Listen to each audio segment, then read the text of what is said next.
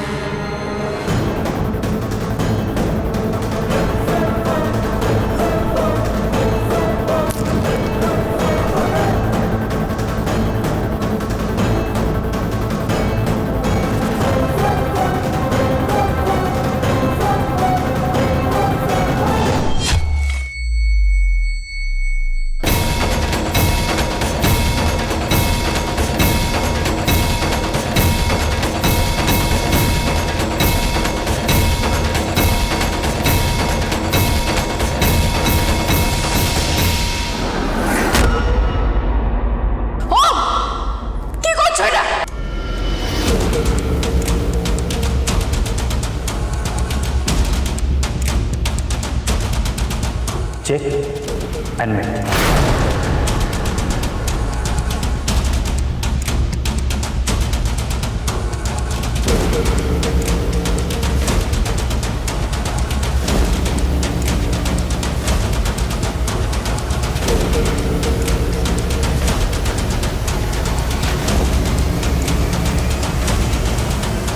ওই চিঠিগুলো দিয়ে আপনি শ্রাবণকে ব্ল্যাকমেল করবেন ভেবেছিলেন, তাই না?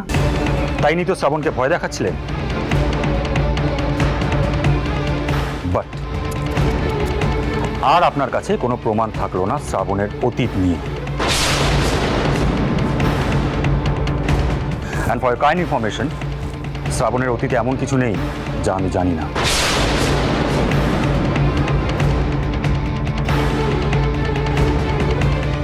ছ মাসের জন্য তুমি আমার কাগজের বউ হবে, তার বদলে তোমার জীবনের সব প্রবলেম, সব টেনশন, সব কিছু আমার। আপনি কি শুধুই কন্ট্রাক্টটা বাঁচানোর জন্য আমাকে বাঁচালেন, নাকি রিয়েলি তুমি তোমার শ্রাবণের অতীতটা পুরোটা জানো? পুরোটা?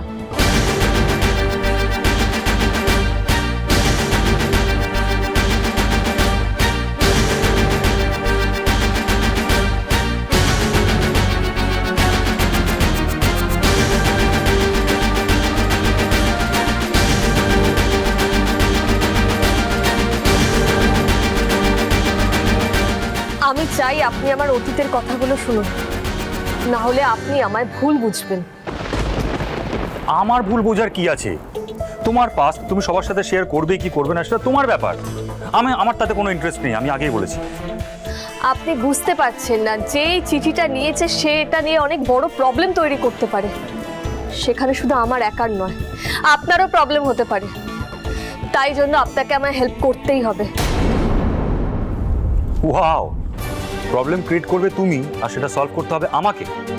এটা তো কন্ট্রাক্টে ছিল না। এনিওয়ে, বলো।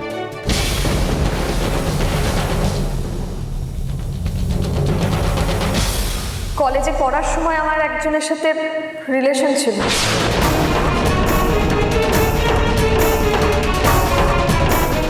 বুঝে গেছি, ফার্স্ট বলো। ছেলেটি আমার সিনিয়র ছিল। ও ভীষণ ভালো মিউজিক কম্পোজ করত, গান গাইতো। আমরা মিউজিক নিয়ে অনেক স্বপ্ন দেখেছিলাম। আমরা দুজনে একসাথে একটা ব্যান্ড খোলার কথাও ভেবেছিলাম। কিন্তু কয়েকটা ঘটনাতে আমার জীবনটা জাস্ট এলোমেলো হয়ে গেল। আর হঠাৎ আমাকে একদিন জানায় ওর কাছে ওর ক্যারিয়ারটাই আগে। আমি ওকে আটকানোর চেষ্টা করেছিলাম, একটু সময় চেয়েছিলাম যাতে সব কিছু সামলে নিতে পারি, কিন্তু ওর কাছে সেইটুকু সময় পর্যন্ত ছিল না। তারপর থেকে আর কোনো যোগাযোগ করেনি। আমরা দুজনে দুজনকে চিঠি লিখতাম। মোবাইলের যুগে তোমরা চিঠি লিখতে? এত ব্যাকডেটেড কেন? ছিলাম। ওই চিঠিগুলোই আমার ব্যাগে ছিল। যেগুলো এখন আর নেই। ওকে, তোমার যখন এটা নিয়ে এত টেনশন হচ্ছে আমি তোমায় হেল্প করবো, বাট বিলিভ মি, তোমার এই পাসটা জানলে আমাদের বাড়িতে কারোর কোনো প্রবলেম হবে বলে আমার সেটা মনে হচ্ছে না।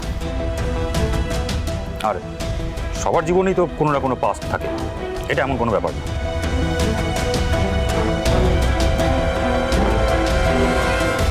হবে হবে প্রবলেম হবে, আপনি কেন বুঝতে পারছেন না? ওই ছেলেটার কথা জানতে পারলে বাড়ির সবার প্রবলেম হবে। এ কি এত রাতে মিস্টার আগরওয়াল ভয়েস মেসেজ করলেন কেন?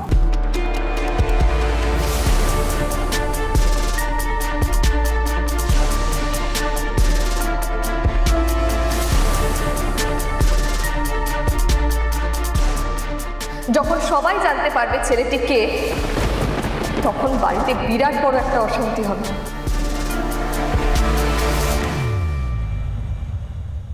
কারণ রোহিণীর বয়ফ্রেন্ড ভি আমার এক্স বয়ফ্রেন্ড অভি।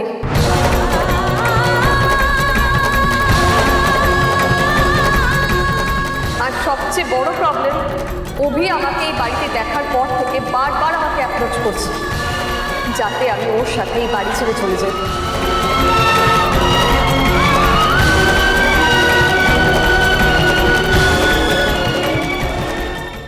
ও ভাবছে ওর প্রতি আমার এখনো সফট কর্নার আছে, কিন্তু না, কিচ্ছু নেই।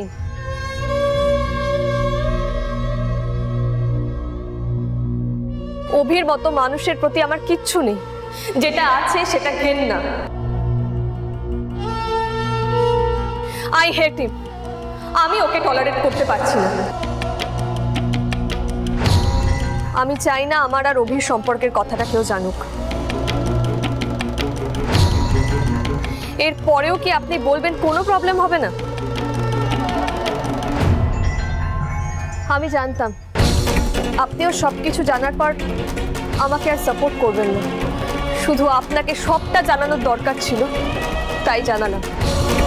যাই হোক, আমার লড়াইটা আমাকেই লড়তে হবে। ওই চিঠিগুলো যে সরিয়েছে সে ভালো উদ্দেশ্য নিয়ে সরায়নি, তাকে আমায় খুঁজে বার করে চিঠিগুলো ফেরত নিতেই হবে, অ্যাট এনি কস্ট।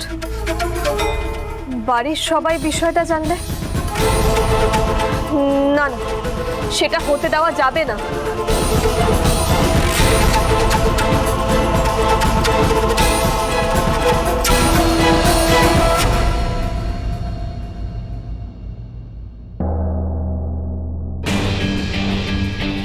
শ্রাবণ, শ্রাবণ কোথায় গেল? শ্রাবণ, শ্রাবণের অতীতটা জেনেও তুমি ওকে কি করে সাপোর্ট করছো? কেন কেন করবো না শ্রাবণকে সাপোর্ট? আপনার আমাদের সবার জীবনেই একটা না একটা পাস্ট আছে ম্যাডাম। আর শ্রাবণ, শ্রাবণ আমার ওয়াইফ, ও তার পাস্টে ঠিক করেছে না ভুল সেটা দেখার দায়িত্ব আমার, আমি বুঝে নেব।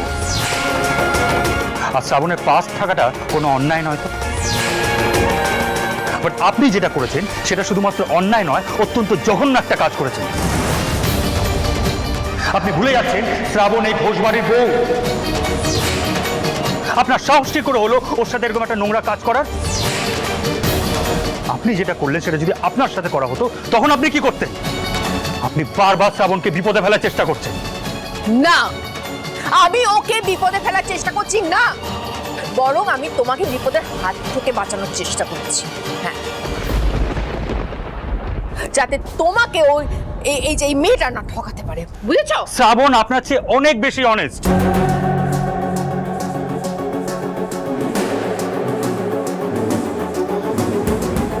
বাই হার্ট ও আপনার চেয়ে অনেক বেশি ভালো মানুষ।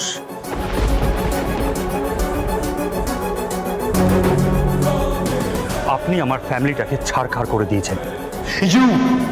You are responsible for my pain madam. আপনি আমার অতীতকে নষ্ট করে দিয়ে, অতীতকে শেষ করে দিয়ে এখন এসেছেন আমার প্রেজেন্টকে বাঁচাতে। তা আবার কিভাবে? আমাকে, আমার প্রেজেন্টকে, আমার ওয়াইফকে বদনাম করে। বাহ, what a joke madam, what a joke. But আপনি হয়তো ভুলে যাচ্ছেন যে পাস্ট শ্রাবণের একার নেই, আপনারও আছে ম্যাডাম।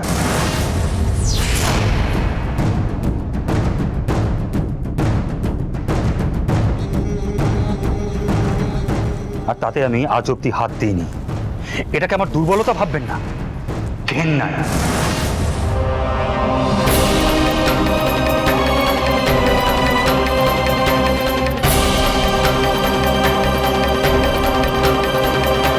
আমি আপনাকে ঘেন্না করি,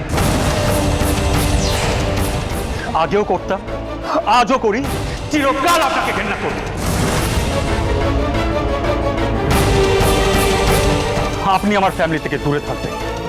আজ বললাম, এরপর আর ভদ্রভাবে বলবো না ম্যাডাম। শ্রাবণ, চলো এখান থেকে।